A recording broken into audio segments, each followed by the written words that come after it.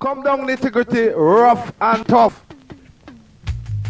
Sweet dream, down the woo.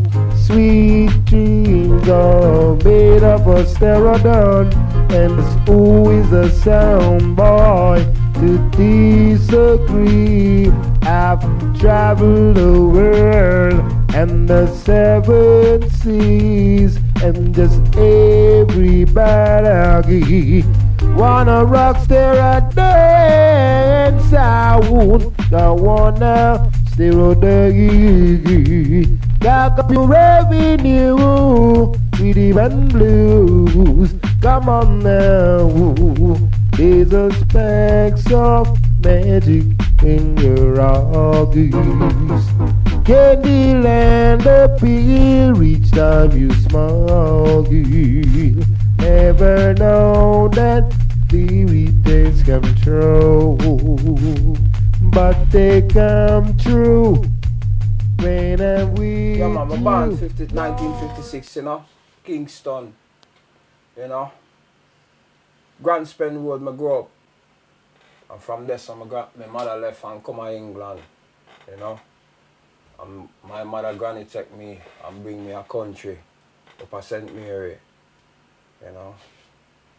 My dad St. Mary and I go to school with my two big sisters. Yeah, man, that country, man, up there nice. Yeah, up there well nice. My brother living at the next parish, St. Anne's. My dad is a half-caste man, you know. Yeah, man, my dad is half-caste, you know. My grandfather is white, you know. But I never met my dad until I come to England still. And I never met my mother until I come to England, you know. I never actually know them. I just know my granny and my grandfather, you know, my two big sisters, you know. But one of my sisters gets struck by lightning, you know. Yeah, man, my granny sent her out for go get some peas and she pick something else and come back, and my granny tell her don't bother go, and you know, she unfortunately, you know, these things do happen. We come from a decent family, you know, a proper upfront family, you know. Yeah, man. And a struggling thing, you know. We never struggle, you know. None of my people them in Jamaica in the house them struggle, you know what I mean, in them days there. Yeah, I come to England in the 66 there, you know. I meet my mother and I meet my father, and I come with my sister, with my younger sister. Well, she older than me still, but I call her my younger sister. You know. My other big sister did there. After my other sister get buried, you know. So my mother sent for the whole away. So I come and I meet my brother.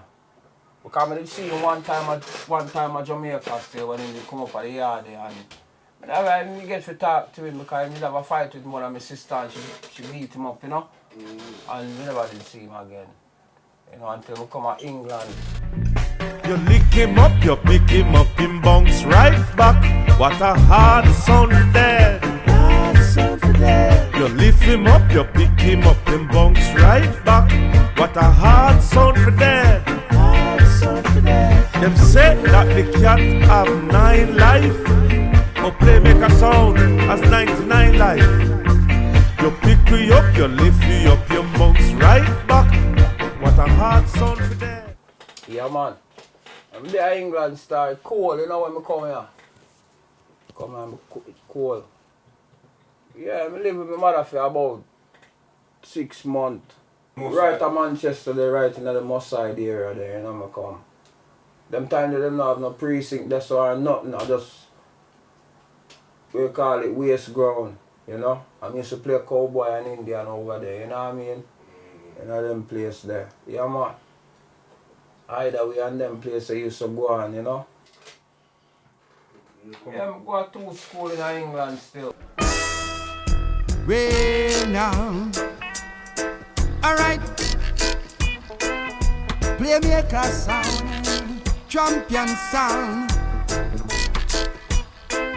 Playmaker I go put on a iron plate, and killer jump and straight. Playmaker I go put on another plate, and killer tin pan straight. miracle, we are gonna send them to outer space.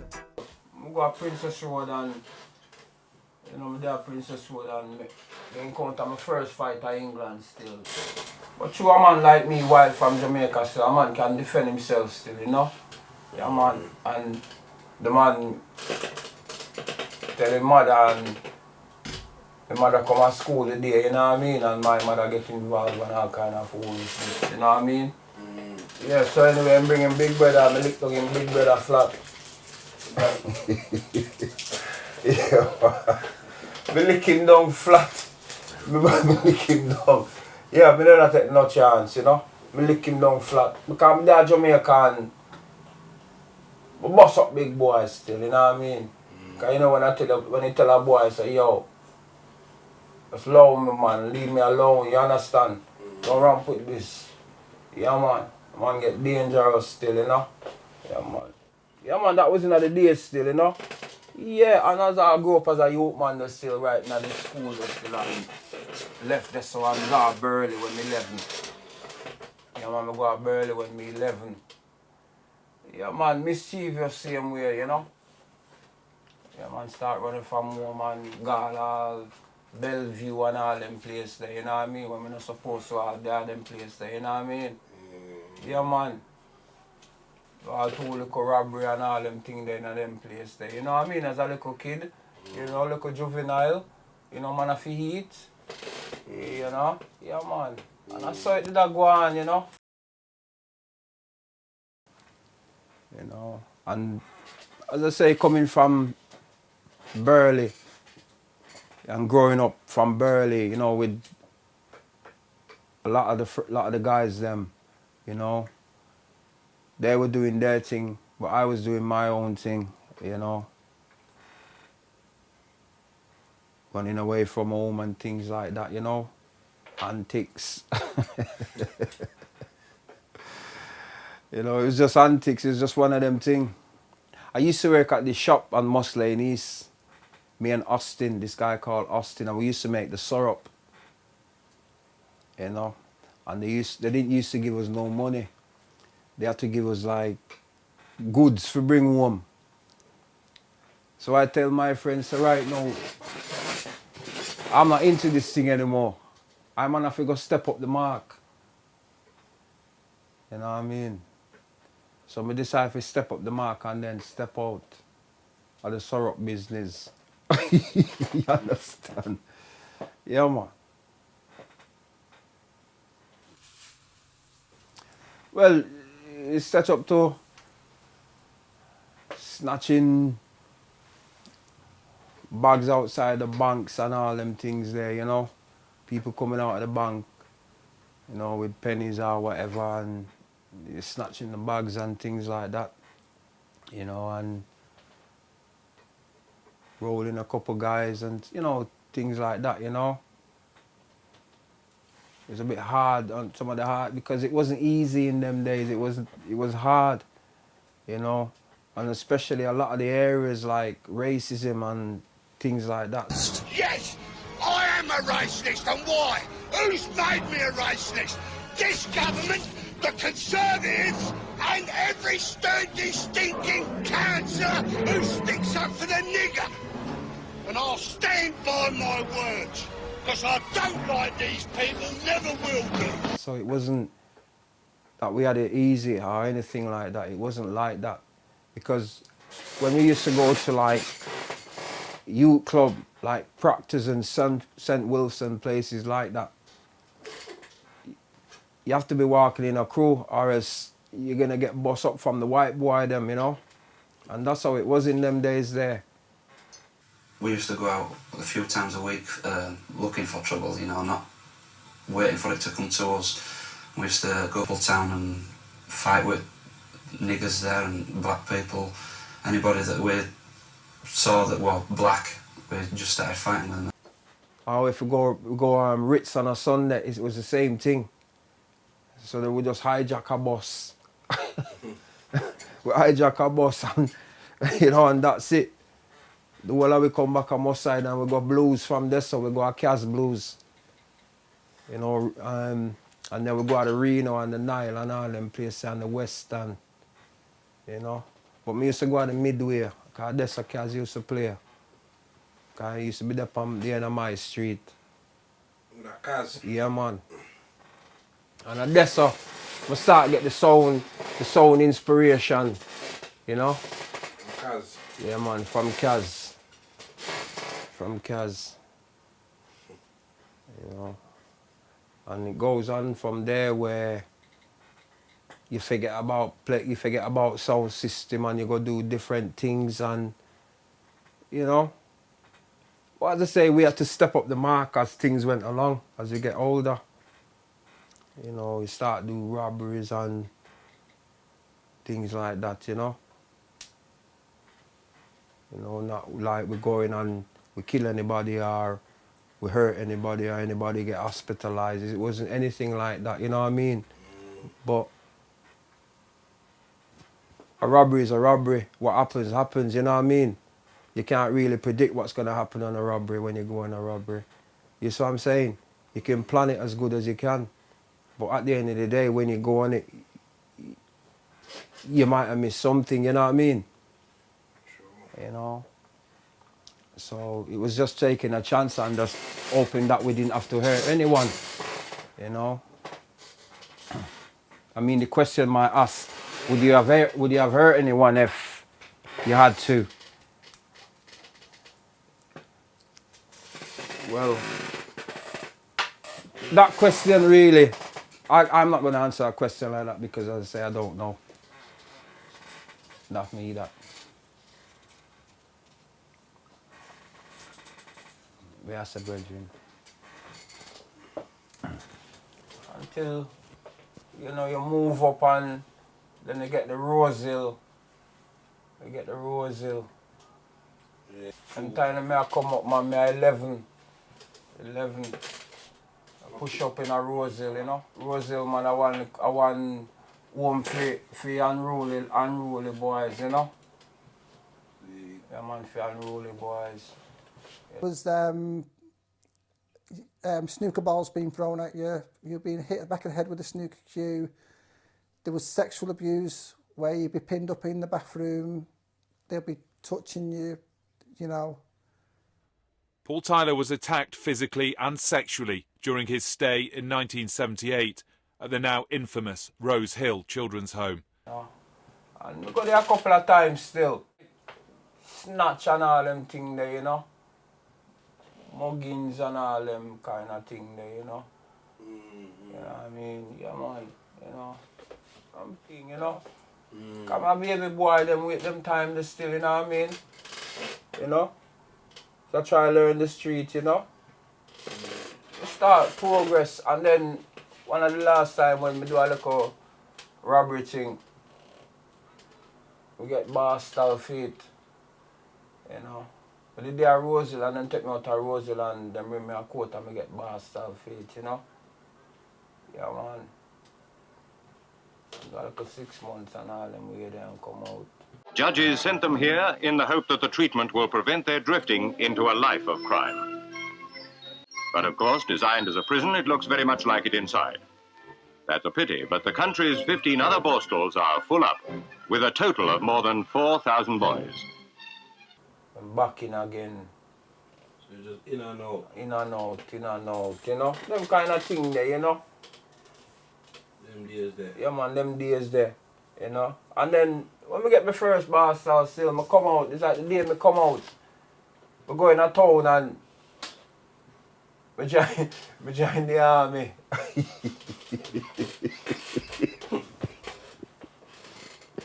I join the army, you know, Star. Trust me, blood, I join the army. I never did tell you this, but I was in the army. Yo, listen to me. I was in something Coalfield. Yeah. For 18 months I was in something Coalfield. And the only reason why me was still at something Coalfield is because I never tell them that I went to Boston and everything, you understand?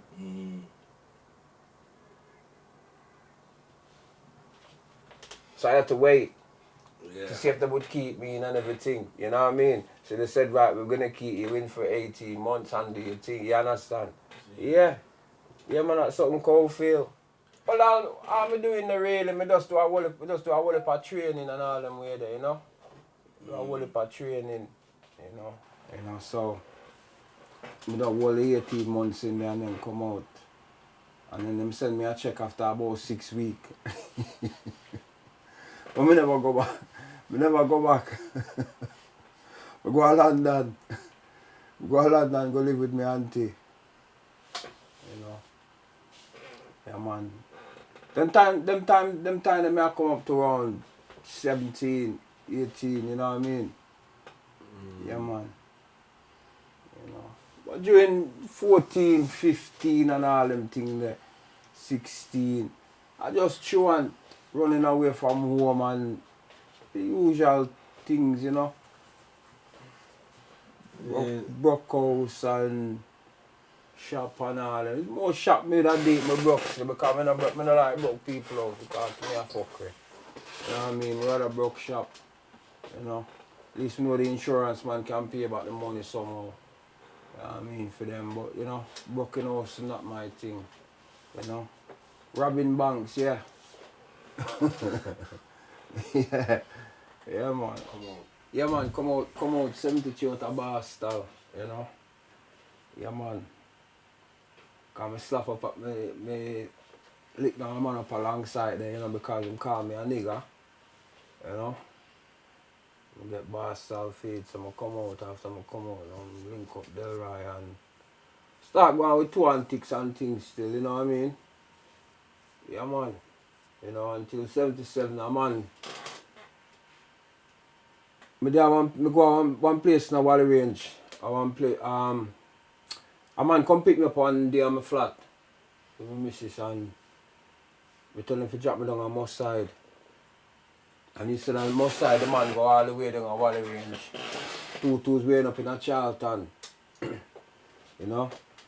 So anyway we go to Charlton and him pick up another man, another 2 man. So I tell him, say, well, boy, right now, I have to reach my side U Club because Charlie down there wait for me because I'm down there to build some box, you know what I mean? Some speaker box and thing. Yeah, man. So, anyway, I said to the man, them stop. See, I shop them, I can go in there, go get some change and make a phone call. So as I there in the shop now, I get some change now. Me never realize say it's a blood clot post office. Me think it was just a grocery. The man, them just rush in and tear down the place, you know. So anyway, them tear down the place. So me, as them I do that now, me walk out of the place because me never really want to deal with that and get involved, you know. So anyway, I walk out of the place and walk back and reach back on my side and me there at the precinct and thing. So the same day me there at the precinct now, a man come to me and say, boy, certain man say, well, boy, if them get touched, I'm going to call my name first. You know? So anyway, I go home and I tell my girl, you know? So I say, well, boy, if the police don't come by such and such a time in the morning, well, by 6 o'clock, I'm cool. Yeah, them will charge movement feet, you know? And them will give me a gate arrest. Them will make me do my bar style. And then, I mean, the 3 years. And then make me come out. The day I come out, then just give me a gate arrest. We thought, you know what, fuck it. But I just take the whole package. So we take the whole package. Then time the M and D, they are London. You know what I mean? They might live down in London, so we don't know. Yeah. Yeah, man. I think it's about a year later him get old still. You know? Yeah, man. Yeah. We go a lot them they are Walton and them say that them have a space along Lawton, but it's a dispersal. You know? So I say, well, me will go. With blood clot, go after me not afraid of no blood clot, man. Yeah, I say me I go. Man talk about them now, but I say me I go. We want to come out of Walton. Because me say this place have all cook and everything. You can cook your own food and do every blood clot thing in it. Bun weed, do all lot.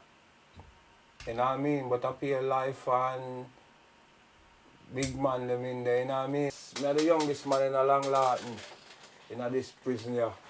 You know, and we meet man like Reggie Cray, Frankie Fraser, you know, Mac Vicar, the Birmingham Bombers them.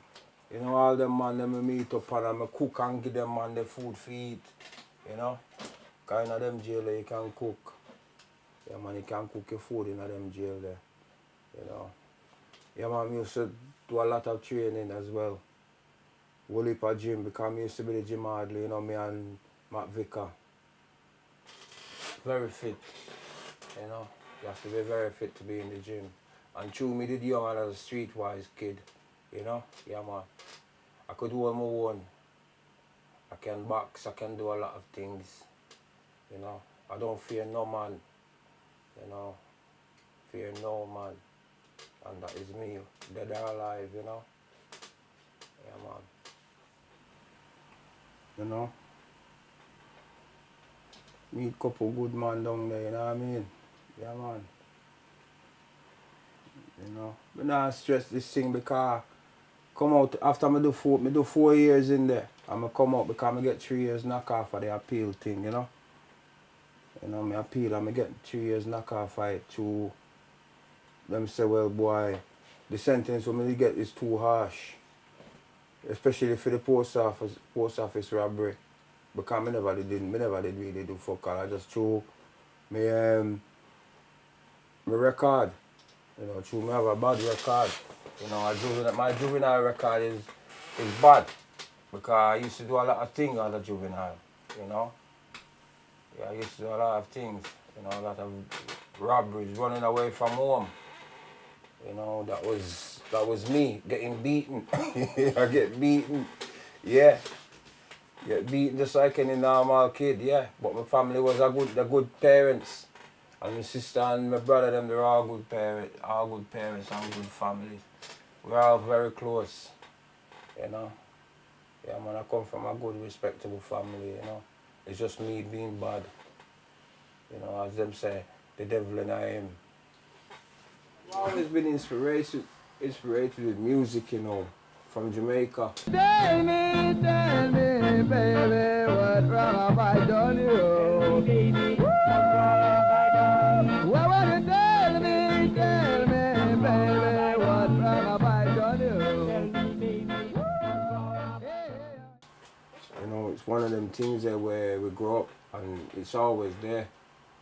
You know, so music is always there, you know. But as a kid growing up over here in England, we struggled for reggae music, but we still go down with the northern soul music, you know.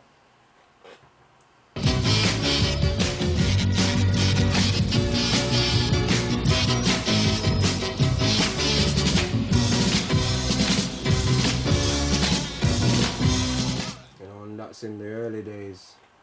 You know, until things started to change and then sound system started to be built and, you know, going to blues and dances, you know. At a young age I was going to dances, you know, where guys my age would be more in their bed and things like that, you know. I was going, sneaking out and going to dances. Box boy, you know. Oh yeah, it is true. Oh yeah, it is you. Oh yeah, I say praise the drop, oh praise the drop. Pressure gonna drop on you. I say praise the drop, oh pressure, oh yeah, pressure gonna drop on you. I say, and when it drop, oh you gotta feel, oh my soul's doing wrong. I say, and when it drop, oh you gotta say, Playmaker is the #1. Started the kickboxing team, you know. You know, just the lads them just keeping fit, you know. and just getting on with it. You know, just getting on with it. You know, and then get involved in the sound system, you know, with Baron. You know, back with Baron. You know, started moving back with Baron, and we used to have a sound meeting every Friday, and I used to cook our food, you know, and we just talk about dances when we play out and all them things there, you know what I mean? But because I wanted to do bigger things, you know, they were kind of, you know, to me, they were just kind of holding me back because they weren't like me, although we all went to the same school. But they weren't like, they were streetwise and everything, but not like me, you know. Man of every moment, you know. I'm not a wicked person or nothing like that, you know. But I'm a man of many moments, you know. I will defend it if I have to, you know. 87 now, start build the wagon. Bet you my darling, woggy, woggy, woggy. StereoDAN is the sound you've been waiting for forever. Never StereoDAN, keep on plugging. You don't want to go woggy. You little woman, down then, you little woman. Start build the wagon, you know. I have a friend called President, he have a sound system, and I went to him and I said to him, I want him to introduce me to his builder, which was Pritika. And Pritika live all the way in London, you know. So I went down there and I got a two piece of 500 watt from Pritika. And no, two piece of 1000 watt from Pritika, and a preamp. That's what I got from Pritika. And I used some of President's amp and some of his boxes because I didn't have enough box. And then I played in the Russell one night, and I played this sound from Derby called Foundation. But before that, me and Tapper was in the sound system together, and Tapper named the sound StereoDAN. Tapper was the man who named the sound StereoDAN because he's got a little sound around his house what is always called StereoDAN. One little set. Anybody who's been around Tapper's house will always see that little set, what he has called StereoDAN. Yeah. Anyway, we played in the gallery one night, and we played Baron, and the sound kind of broke down. Yeah, the sound kind of broke down. So Tapper weren't too pleased. So he decided that he was gonna call it a day, you know. And that's when he went his way and built Stereophonic, and I went my way and rebuilt StereoDAN. All right. Yeah, Tapper Dan, you know, Stereophonic sound. Stereophonic, yes, I play round the world. Nobody try come to swaggy. Nobody try come to swaggy.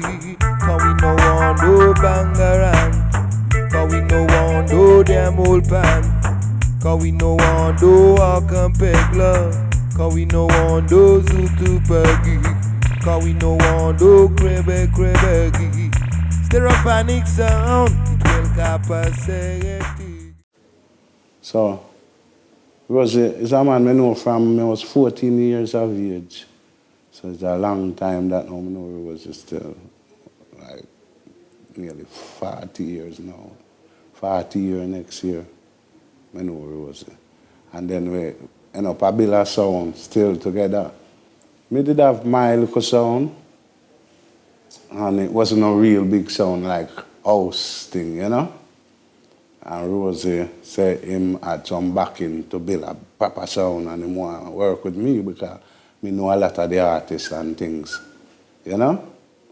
So we work together and we build up the sound, which really is President sound a lot of the first equipment we had is President Rosey by like in box and some amps, I think, from President. And we play a sound in the Russell called Foundation sound from Derby. And him coming there with some scoop bin. And when him start playing, man, the place start vibrate, and Rosey, I said, him want some of them. So I said, that we have. So him go over to Foundation, because we didn't know how much wattage was in the speakers. So I tell him, I bet it's at least 400 watt. Because we was playing off 200 watt speakers at the time. So I said, go and go ask him. So Rosey went and asked him. So when him asked him, the man tell him, says 500 watt speakers that was in the boxes. So I think he ordered 8 same time.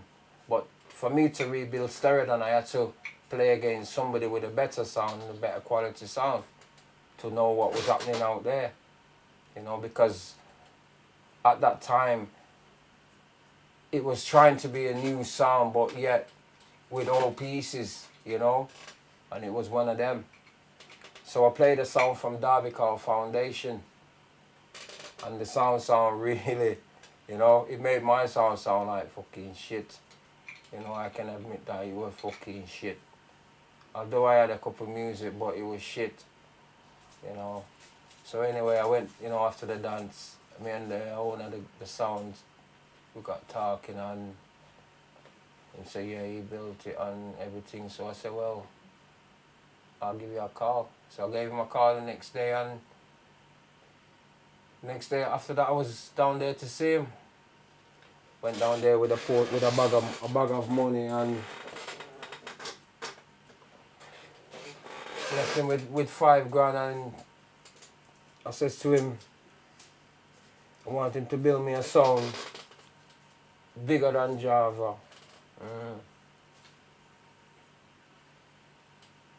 Yeah, bigger than Java. So I got a price off him, and I opened the case, and I said, see it there? And he got frightened because I never see so much money. Understand? And that's how it was in them days, you know? So I just left him with $5,000 instead. You know what I mean? Yeah. Yeah. So he made me a brand new sound. A brand new sound, because that sound what I had, the first StereoDAN sound what I had, I gave it to my nephew's Colours, and he had the cheek to come and want to challenge the Dan.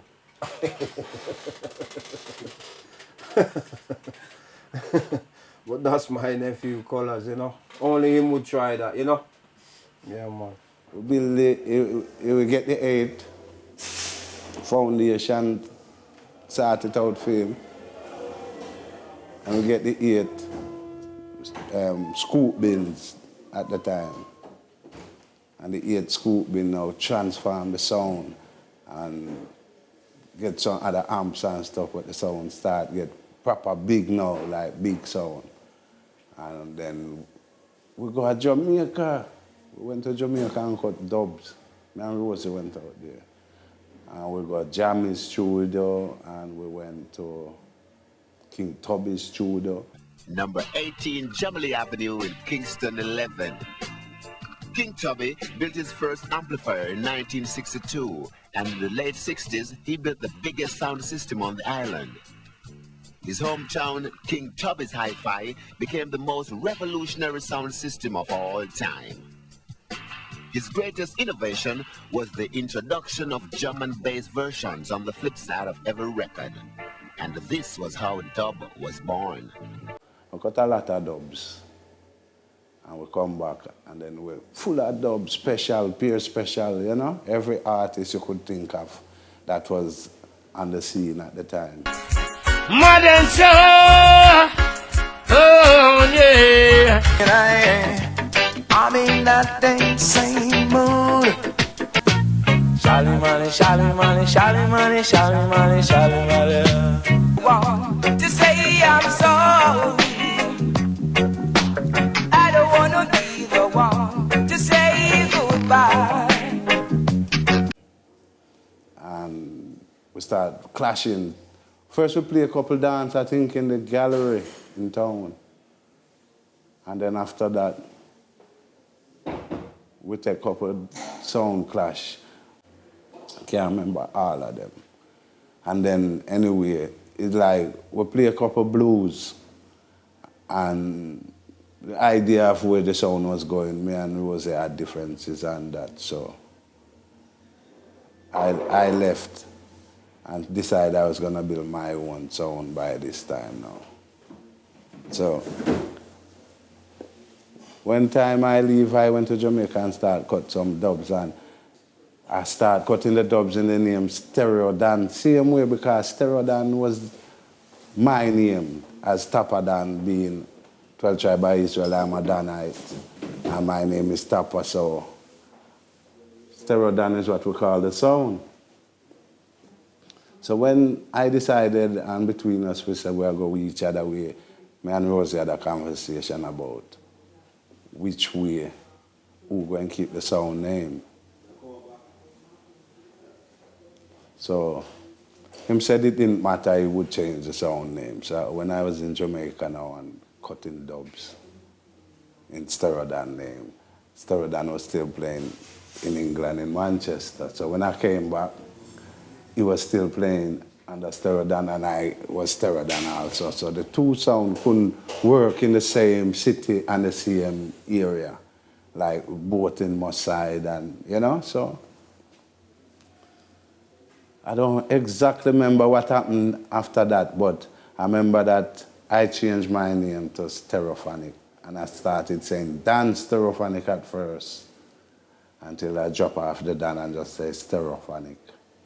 But I didn't want to use Dan Stereo, as in StereoDAN reverse, you know? Yeah, so, and then I remember one dance we played in the park, I think it's 1991, when StereoDAN and Stereophonic play in the park. Carnival it was. You did sound, I run away from the champion sound. Stereophonic, just to keep rolling. Stereophonic, just to keep rolling along. Rolling along. Oh yeah, remember when Stereophonic was small. Struggle to try and rum up a dance all. Promoter would give us no chance at all. I think that's the last time StereoDAN actually played out, really. So you never play for the name? I don't remember that still, you know. That could have happened, but I don't properly remember that. You see? Yeah. Yeah, it could have happened, but I don't quite properly remember that.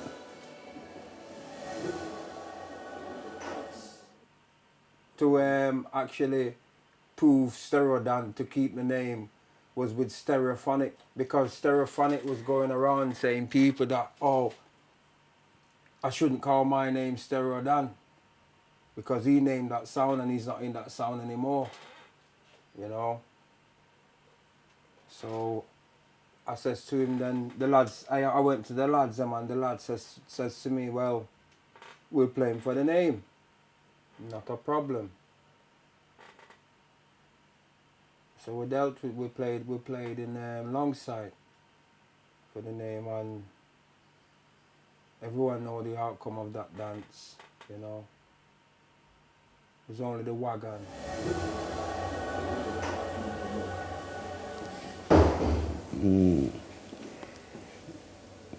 So you don't remember playing for the name? I don't quite remember. I know we played probably once or twice. We didn't play a lot together as Clash. Because when I just started building my sound, you know, Rosey's sound was properly established, big sound. So it wouldn't have worked for me to go and play against him at that time.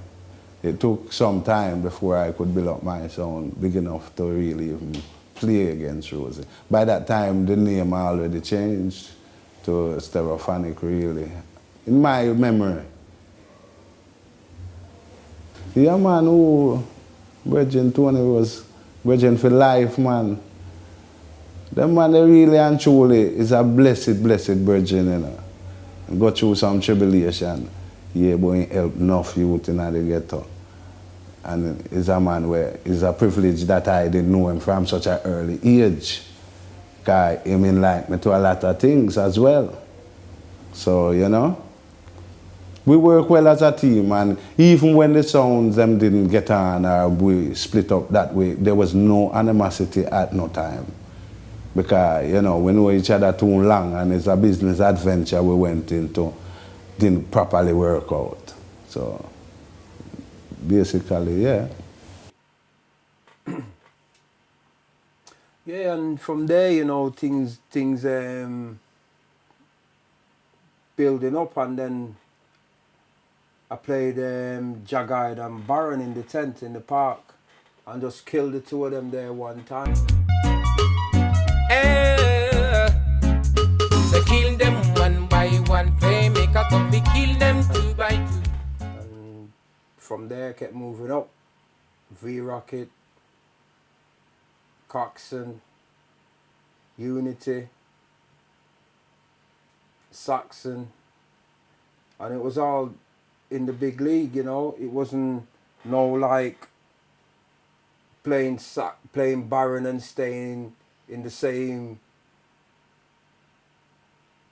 back, well, what to tell you the truth, well, staying back out of the league, you know, because to go in this league, you have to be dealing with money, you know, and if you're going to deal with a sound system, as sound system's supposed to be, it will cost you a lot of money. Play, make a move, make a move, make a conscious move, make a move, make a move, make a conscious move, play, make a move, make a move, make a conscious move, make a move. And this is Playmaker Moves, killing sound, that's what we do. Sound system is the thing I enjoy, so the money what I spent on it, it didn't bother me. It didn't bother me, you know. It did not bother me at all, because I never had it in the first place. You know, and what you never had, you don't lose. You know what I mean? And that's how it goes. The sound, I remember the sound. I literally gave up my home for that sound. You know, me and my granddad were still living at home when he decided to build that sound. And I remember at about 7 months pregnant, and he was testing the sound, and I'd come in from work, and he'd put me in front of the speaker box, and he goes, just feel that. And I'm like, no. The bass was, it was a nightmare. Anyway, yeah, we literally gave up our home for that sound, and he built that sound not because he wanted a sound. He built the sound to give the lads something to do, some direction, some movement, rather than be on the streets or in the bookies on a regular basis. He said, let me build a sound and let them guys take it over. And that's what he did. Again, thinking of other people. So the sound, he forgot to say to me and my granddad, oh, do you mind if I build a sound and let the lads come in and work on it? You know, he forgot about that, you know, but he did it, you know. And my granddad was the type of person, as long as the lads were off the street and they had something to do, idle hands, you know, make work for the devil. So he was happy that they were off the streets and they were doing something, you know, useful, learning how to be basically engineers, innit, using the sound system. So that's what he did for his local community. Came a time when he just spent a lot of time trying to focus on the music, building the sound up, and getting them guys to, you know, have friendly competitions within the music. He'd bring artists over from Jamaica and put them up in our house, you know, to entertain the local community. And that's what he was about. He was about the local community, and his family had to bear the grunt of that, because we had to support that he was a part of the local community and he was going to give his all to the local community, because that was him that was him. And I think he probably got that from his grandmother, because his grandmother was a midwife for her community. And every child what didn't have a parent who or the parents didn't want them, they'd end up at my grand's. So we're that type of people where, you know, we never want to see anybody go hungry. You know, we never want to see anybody suffer. So, you know, it was just his nature. It was just natural. After a while, things got out of hand in the ghetto.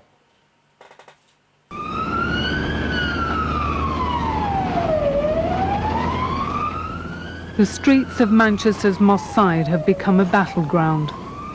Drugs-related violence and personal vendettas have brought many untimely deaths. In 3 years, there have been 21 murders in and around Moss Side. Many were teenagers.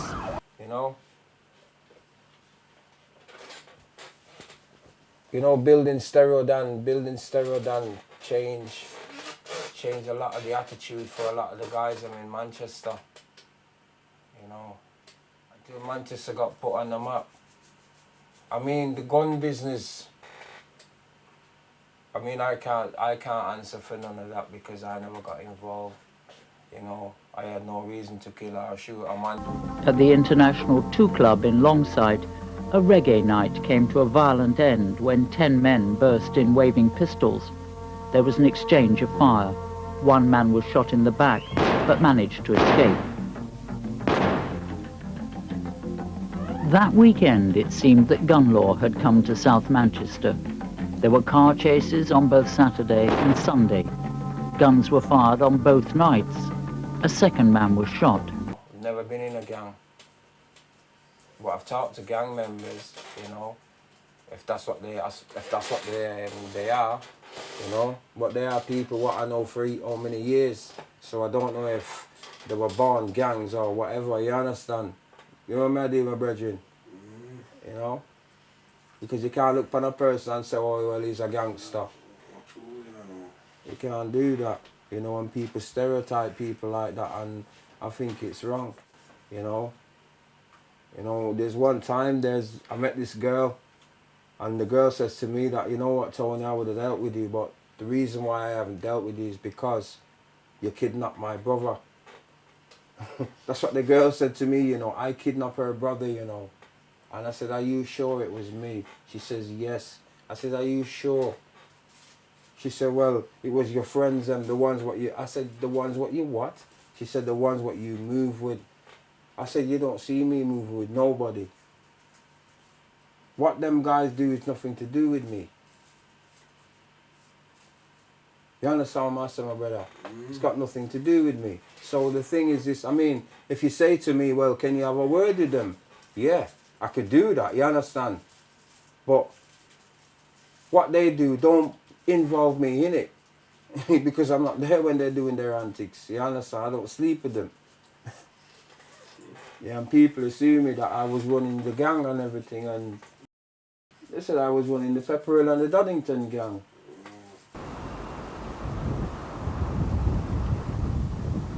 The Pepper Hill pub became the centre of drug and gang activity in the area.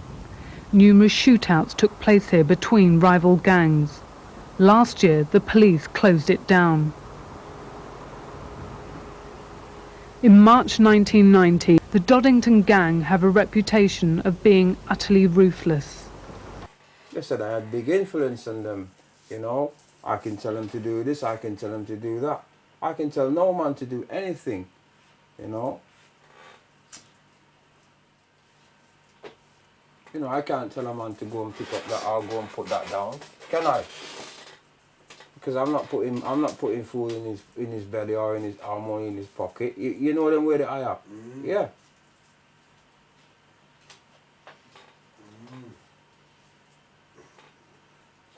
Yeah, my name's Badder. I used to be the selector on StereoDAN Sound, along with Tony Rose. I got to know Rosey a long time ago, back in the 80s, when I was a youth growing up in my side. He was always like one of the older heads of what was going on the street. But after a while, when he decided to build a sound, me and a few other guys I knew that we were going to end up rolling with him. That was like 1987. Around by the precinct, the community centre, 8411, and around the precinct them days. Good memories, some of the best days of my life when I look back now. Sort of like, no responsibilities, just doing what you wanted to do, you know what I mean? We had quite a few. Played Saxon, that was a good dance. Played loads of times really, but I can say was good still, you know what I mean? In the gallery in 1989 against Java. Okay, why was that memorable? We just was on form that night, I thought, against a sound what was a top London sound. If we weren't on form, we was in trouble. Well, he weren't a man to mess about with, and as a youth, you kind of knew he weren't a man to mess about with, but he was supportive of the youth. We give a lot of youths a try and a little blind when they weren't getting a blind off anyone else. He helped enough youths eat. I remember back in the day, and man and money went on to better things. He was the one who put them on the way. I think Tony Rose, he's a one-off, mate. You know what I mean? I fell out with him many times and made friends back with him many times while we was in the sound and all that, like you do. But, great guy all through what happened to him and all that. I always supported him, through his sentence, and he'd even say that. He'd tell people that, he's a good guy, he's an inspiration. He is.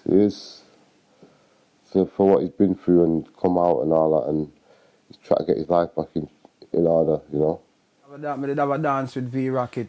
I can't remember the years still, But my dad Jamaica, man, and my book Jammies, and something that when we reach on a Jammies, Valerie did it too. Valerie from V-Rocket, The two of we buck up in the studio down there, you know what I mean? And we decided to say, well, boy, chew me the down there cut already. We just decided to say, well, boy, she there, so what? Right now, I will just stop my thing and go outside and burn a weed and thing, you understand? And then ease out, But that about it really, because really, we never cut nothing more than a Jammies. Because I don't know, say, everything get cut a Jammies, I go to her.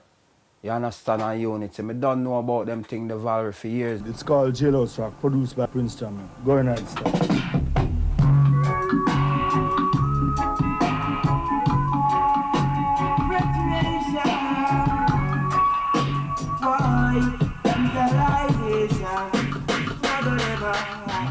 It was a dreadful day.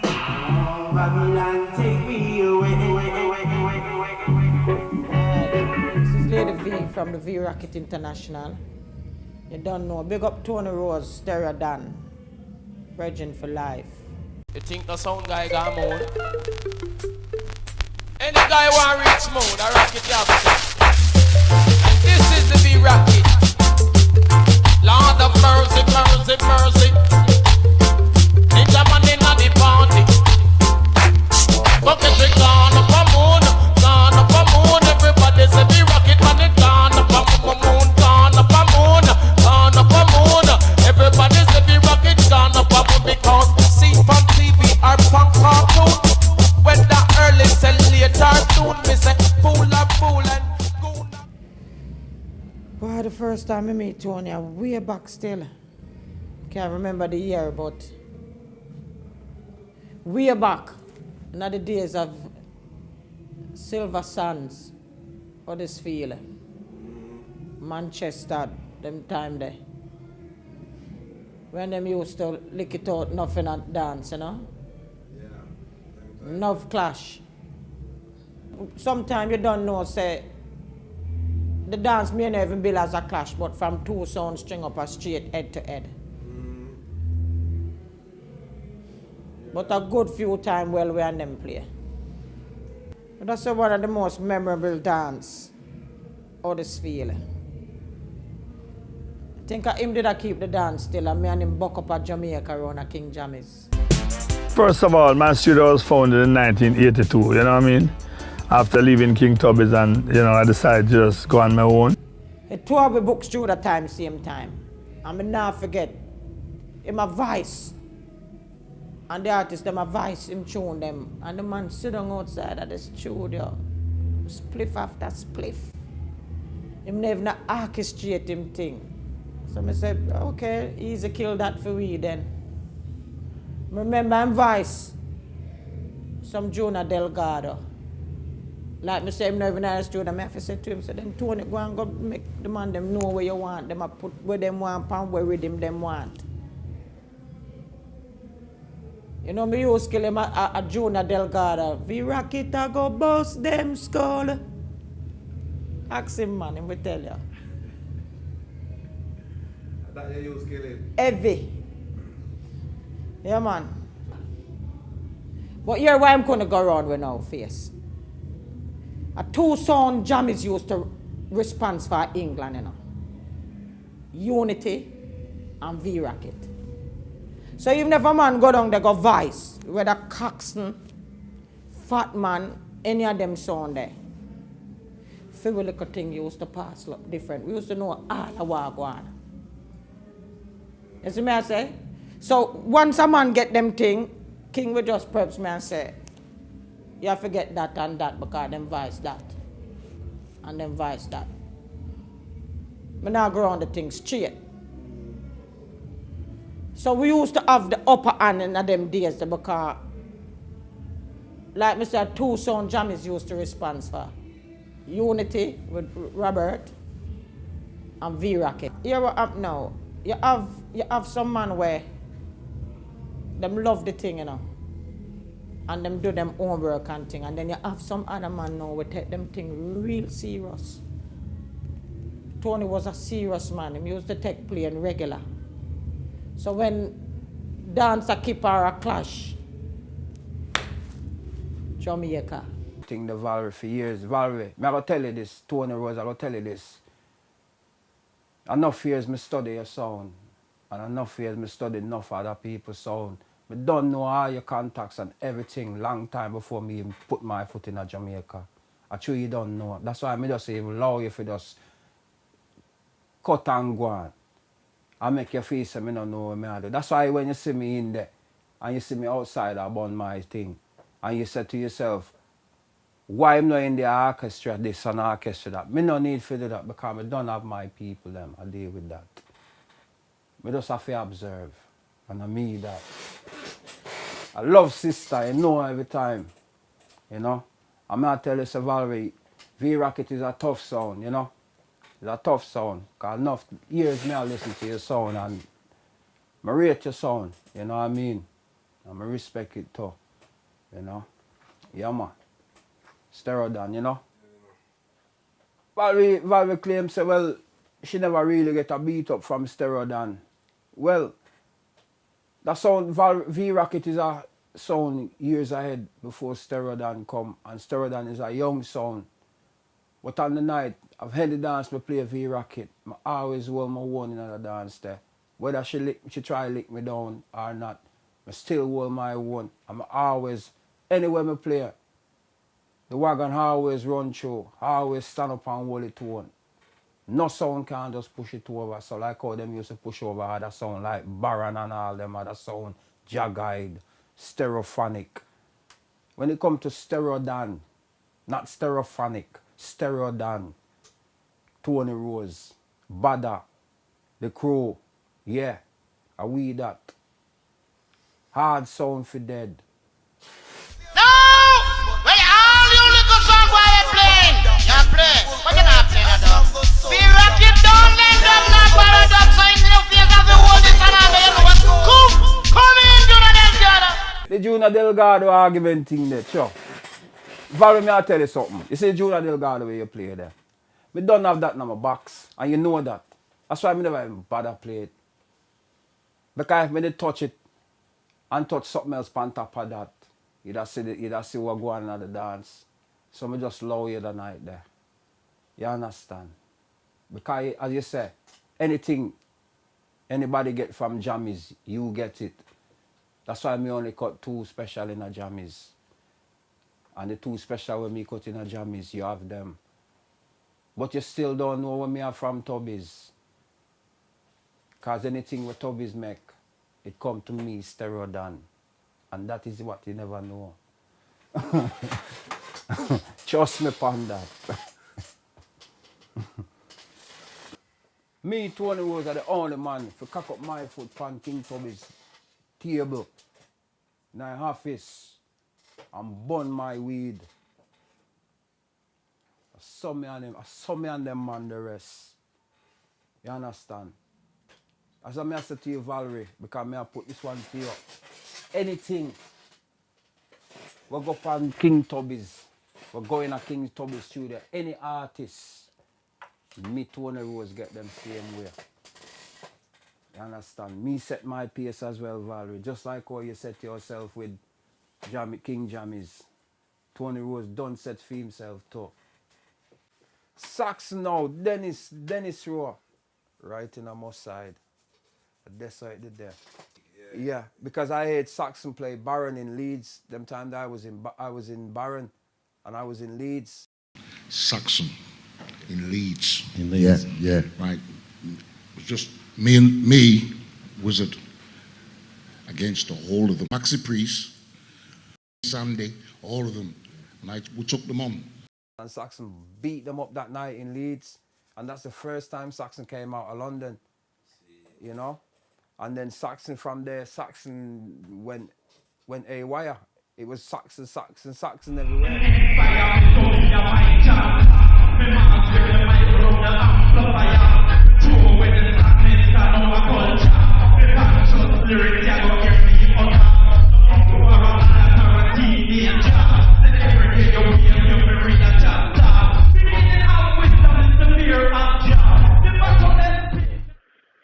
Greetings. On behalf of the Saxon crew, this is Dennis Rowe. But before we go any further, R.I.P. to Tony Rose, because Rosey, he was my friend, not even my brethren. He was my friend. I know him from Baron Sound, and it's funny, like, me and him was good friends. I used to read Manchester all the time. I used to always link him. As soon as I come to Manchester, he's the first man I link. And one day he said to me, "Boy, I'm building a sound. I want to dance with you." So I said, "All right, cool." I was booked out for every Saturday night, but I said, "All right, I play from on a Monday night." The stuff that this brother had, the tunes that he had everything. He come serious. He come in the game serious. So, like, I can say as a man from music, he was passionate about his music. Very, very, very, very passionate. And then I came along with StereoDAN and put a stop, well, not to Saxon, but I put a stop to other sound coming to Manchester, come and take direct liberties with other sound system, you know? My name is Fly from Stereophonic. In the late 80s, I got to know Tony Rose because I used to live next door when he started to build StereoDAN sound. Well, the dance with Saxon there was one of the dances I actually attended. And that dance was, boy, it was a hot dance. That same night, everybody was a lot of drink, a lot of smoking. And the dance was one of the best dances in a long while. It was a very hot dance. A lot of hot tempers was in the dance that night because certain things was happening that night what made the dance even worse. So the reaction how Saxon was with StereoDAN as if they couldn't really play no games with them, really. Hot dance, man. You know, I don't say that. I did kill him that night. He played music what I never heard before. I played special what he never heard before. You understand? So basically, at the end of the day, I came out on top because he wasn't expecting anything like that. And that's the basic and the big thing about it. He did not expect a thing like that. Not coming from a country sound, you understand? Because the first thing a London man we always say, Coxsone and all them big sound, why no country sound never lick we down yet. Or no country sound now go out with, every time we come up there, no country sound now go out with nothing. We never hear none of them say that to StereoDAN, because StereoDAN always up there with them. You know, whether them play one away music or that the music. If them play Junior Delgado, Sugar Mine. Alright, Lord of mercy. Some boy coming at the dance hall with them tin pants around. Them want to play maker, but them just get cut down. Wow, wow, wow. Don't you play maker? Send a son to undertaker. Lordy, Lordy. Rumors them spreading, claim that the sensei is smoking, but I strictly rubber dub they make a playing. Happy rumors of one. We can play them too. Pan special as well. You know, and they never expect things like that. You know, coming from a Manchester sound, because them always used to come up here and take liberty with we. You know, Kaz, Baron, Jagide, and whosoever have sound up here. You know what I mean? Or who call themselves sound. But them never come up here and do that to StereoDAN. And then London man used to come to Manchester. Them used to come up here and take pure liberties. Yeah, everybody, woman they down there, them take them. Yeah. All right, now me and Dennis are a good friend, the best of friend. He might call me brother, and I just saw it go. And that's the first time me ever play Saxon. So it just show you what kind of person me is, and well, that's just it really. I'm not too stress it out. and he was passionate about his friends as well. So if he was his friend, you're his friend, and he's not going to show you no shady behavior. Not like how people live today. There's shady behavior. He was a brother with love in his heart. Obviously, everybody gets caught up in foolishness, but he was a brother with a genuine love in his heart, brother. Anyway, he's gone now. So all we can say is a good thing, what we remember of him.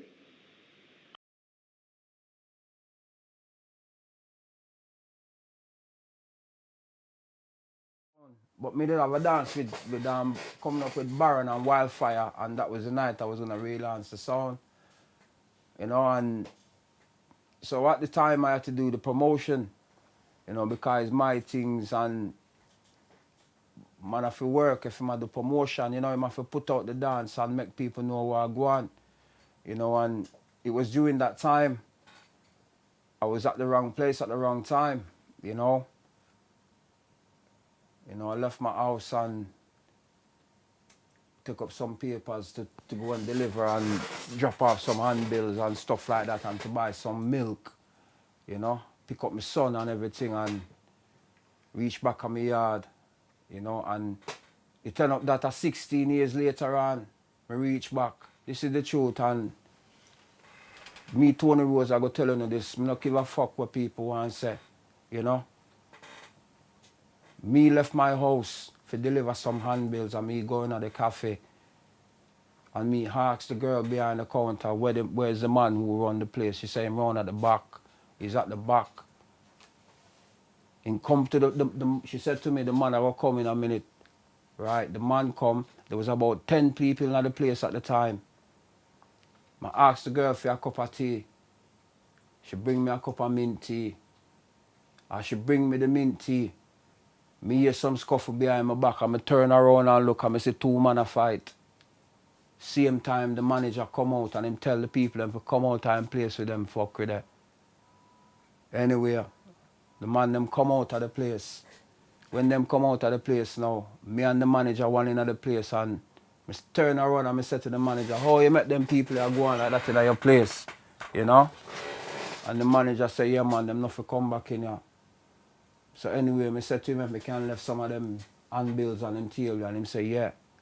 So me and the man walk outside. That time my car park across Claremont Road.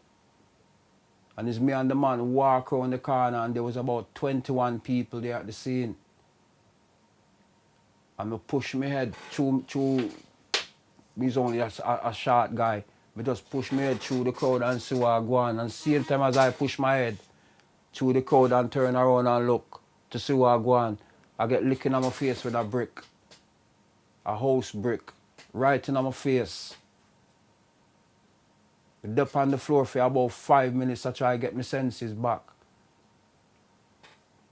You know? And then me get up. By the time I get up, the fight done. I don't know where that man there, I don't know where that man there. All I know is the man who licked me with the brick. I know it was an accident.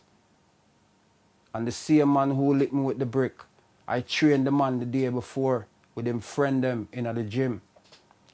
So I would have expected that man to come over and say to me, Tony, are you all right?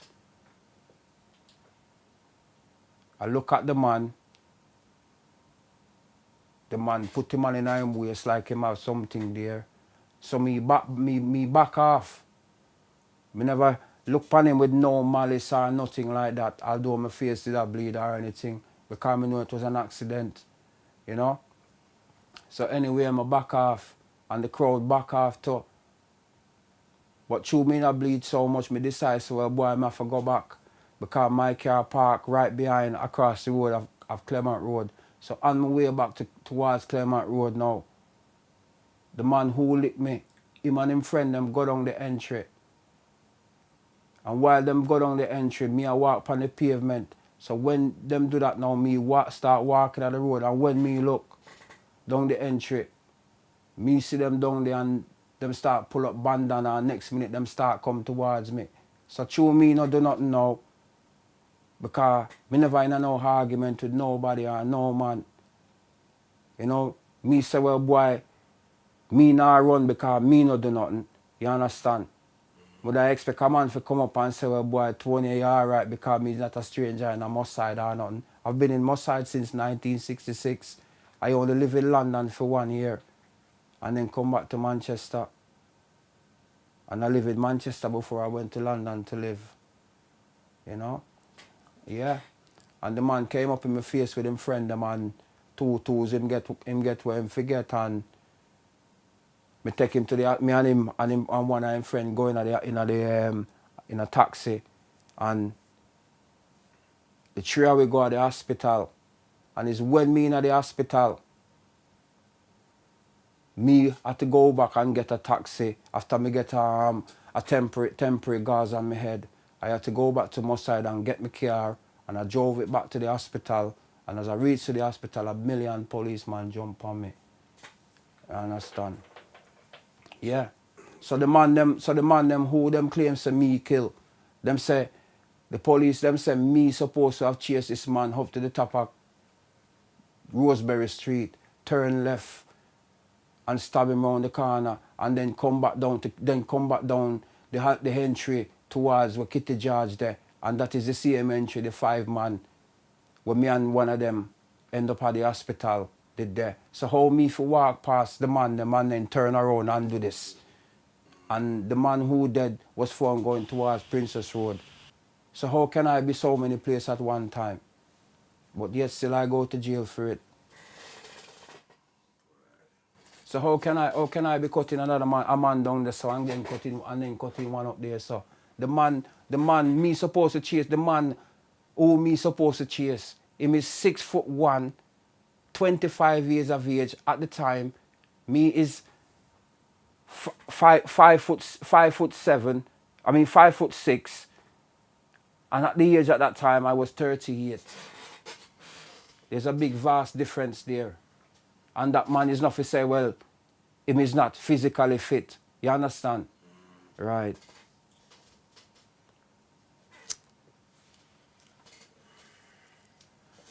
Yeah, man. Nobody don't see me kill nobody.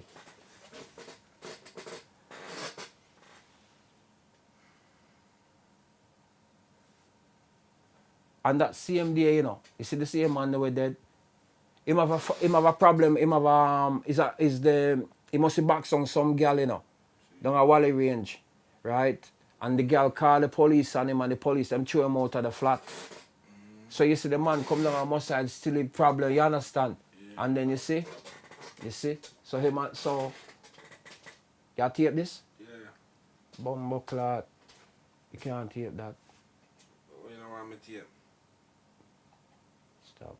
So we didn't know anything really about that sort of side of things. What we did know is that he was always bloody giving. And sometimes even if he didn't have it, he'd say, oh, borrow us a fiver or borrow us a tenner. And then he'd take it off you and give it to some unknown. And you'd be like, hold on a minute. Give me my money back. So, you know, he did that a lot. It's sad, really, because he has so much to give. And he was a good person, and he taught a lot of people a lot of things out there. We're all sinners of some type.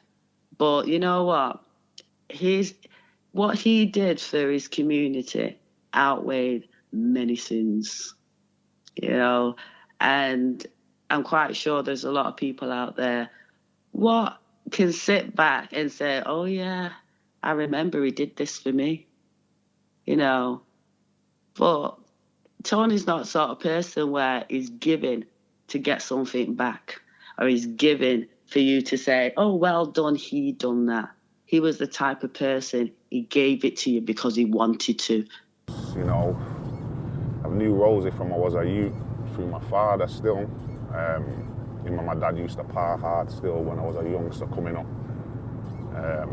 Grew up in Moss Side and got to know him as a young teenager growing up in the streets, and always known him to be of a community type of guy, and you know, have that community character, trying to pull people together. That's how I know this man. So he always used to look out for me, despite obviously being friends with my father and that. So you know, he's one of the people who used to identify with being around my side, and I'm saying got a lot of respect for him still. And if you ask anyone from any sides of the hood, or any of the man them, the bona fide man them in the hood, they'll tell you that Rosey is certified, and that he's certified a lot of them, to be honest, as well. So, you know, he's always a man that put it down for the community, and he's real, man. You get me? Always wanted things to run proper in the hood, so that goes without saying. There's a lot of people that's going to come and do maybe what he's done, but they're never going to get the respect what he got, because he was a real man. And that's what matters, if you're real. And if you're that real, if there's somebody that will stand up and say that you're real. And that's what's real. He was a real man. And I can say that because I know him to deal with. And I live in London, and he lives in Manchester, but he was my friend. But when I met him, the word friend counted. Yeah. And when he passed, we were still friends.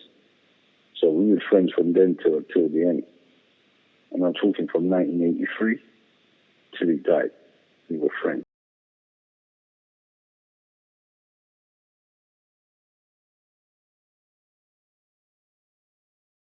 The doctor said a long time I have this cancer, yeah. And it's like through the training and thing. It's like that did I hide the cancer, you know, see it. You know, I'm come out of jail, I'm out of jail 2.5 years. You know, and then I feel sick, start lose weight. In 2 months, I lose over 2 stone. I'm still a ride, go far, go see my friend, you know. And it never affect me or nothing until I go to the hospital and tell me so I have a tumor in my stomach. And that shocked me because I never have no lump or nothing in my belly. Nothing. So that kind of shocked me up still. But at the end of the day, I feel so boy, I stop my training and I change my diet and all them way there, you know. And I feel so that bring out the cancer back. What did I hide, you know? And that's all I can really say. You know, through me stop the training, the intensive training. You know.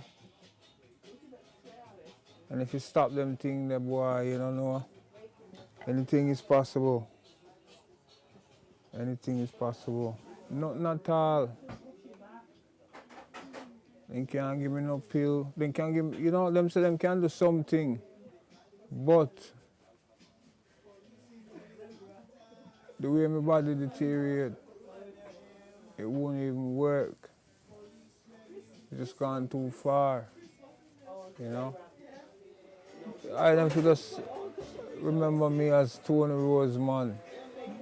Me that Tony Rose, the legend, the old legend, you know. StereoDAN, Worries Wagon, me that. Tony Rose who go a dance and make the youth them go in the dance. Yeah. If they not have the money, we'll pay them all in. Or we just bad up the gate. And we just go in and we not charge nothing. And take all the gate money too. Yeah. Yeah, man. That's how we stay in for my days, you know. We no ramp. Bad up the gate, man, and take all the money. Yeah, man. Yes, Scary boy, you know my family in the so. You can go there and talk to any one of them, you know, my brother, when you want, you know. Them not stop you. Oh. Yeah, man, I love my family, man. Them look after me well. I don't have to do nothing, you know. I only have to sit down. You know, they'll do everything. Good family, you know, good people. Always treat your people them who, you know, never bite the hand that feed you. It's not because a man gives something, boy, you know, give him back. I know it that. It's just don't bite the hand that feed you.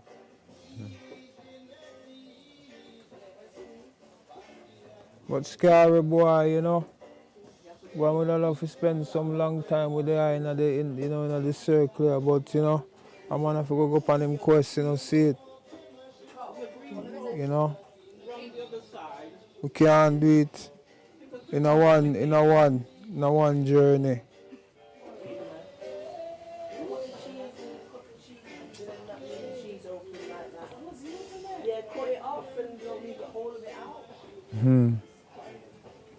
Good God, boy.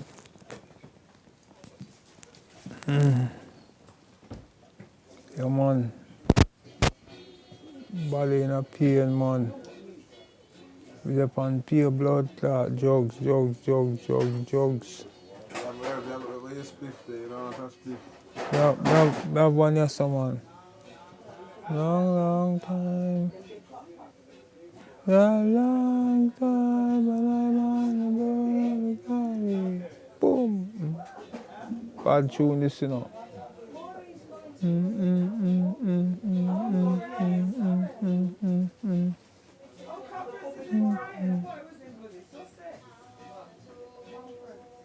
You know this one, no trap. Man, I will this.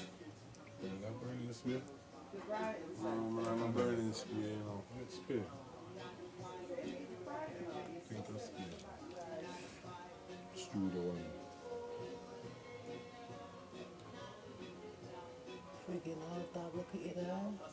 We broke up, man. What up there, sir? Article wagon, them blood clot. Yo, you see this, sir? Yo, you scared? You see when you see me there, sir? When you see me there, sir, you know. I'm firing. Yeah, man, you can't see it. I'm firing higher. I'm firing, mate. I'm firing. Go back up there again when we see it. Yeah, man, I'm firing. Look on the ring, look on the hand. I'm firing. See all them trousers there? See all them blood clot trousers there? A pure blood clot cut trousers, you know. Pure cut trousers from blood clot Jamaica. You see carry pure material over there, so you know. With all in a week, you know, me have all 3-4 man, you know, I make pants, you know. Yeah, man. Can not cost me nothing. Can me I give them couple material for themselves. And the material them not cost me nothing. Pure Italian thing, you know, Scar. Yeah, man. Pure Italian thing. And Jewish thing. You know, from up behind Southwood, there near, in a them place there, yeah. Hopefully them have all something them, man.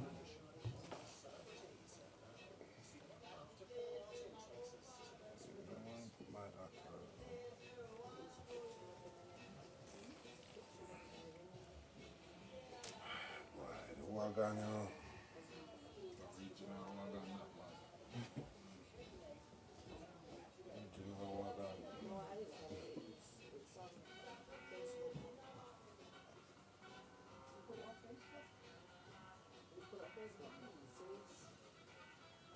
But no, the blood clot, Nell Lane thing, we know that, you know, see it. Because I'm not come from Nell Lane. Oh, so you're not going to Nell Lane? No, Rasta. I'm not come from Nell. I I'm not come from Nell You Lane. not come from Nell Lane? No, Rasta. I don't come from Southern Cemetery. No. We come from Jamaica. And Jamaica I shall be. You understand? Come have things to deal with in Jamaica, you understand? As I say, my brethren, yeah. The way I take this thing is just like, we just go up on another quest, you know, see it? Because a man can't achieve everything in one life, you know? You see it though. Yeah, man, but right now this is it though, you know? More time I go deaf in one of my ears, like, you know when you fly out and you feel like your ears kind of block up and some ears start feeling me all a dribble and all them way there too. You understand? So I know so it'll come. But when it come, we hold it with us. Or it full, you know. Because he's a bad man out the road. And he's a good man in my house. You understand? We can do what the next man do, and even more better, better. You know? But at the end of the day, it's not that. At the end of the day, it's how you treat people, you know?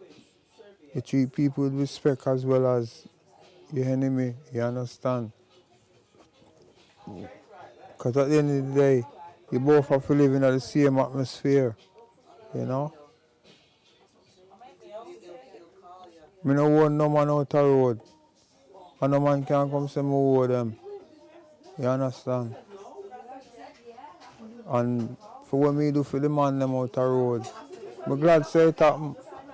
I'm glad because I'm proud of myself. It's because through me, yeah, I'm proud of that.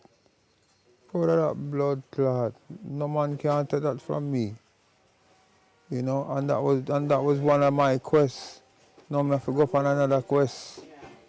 Because I still have unfinished business of Jamaica to deal with. You know? Yeah man. But I'm weak, Rasta. Trust me, blood, I'm weak. I know one. I don't even know if I go last out the week. You know? Every day I feel my strength just a dribble out of me, you know? Right now, I want people to just look at me as I just Tony Rose, you know? The old legend. You know? Yeah man. I always run for the youth them, you know? I always behind the youth them. But this is it. Yeah man, the body weak. Body weak. It's just about manage. You know, pure drugs in my body right now for keeping me up.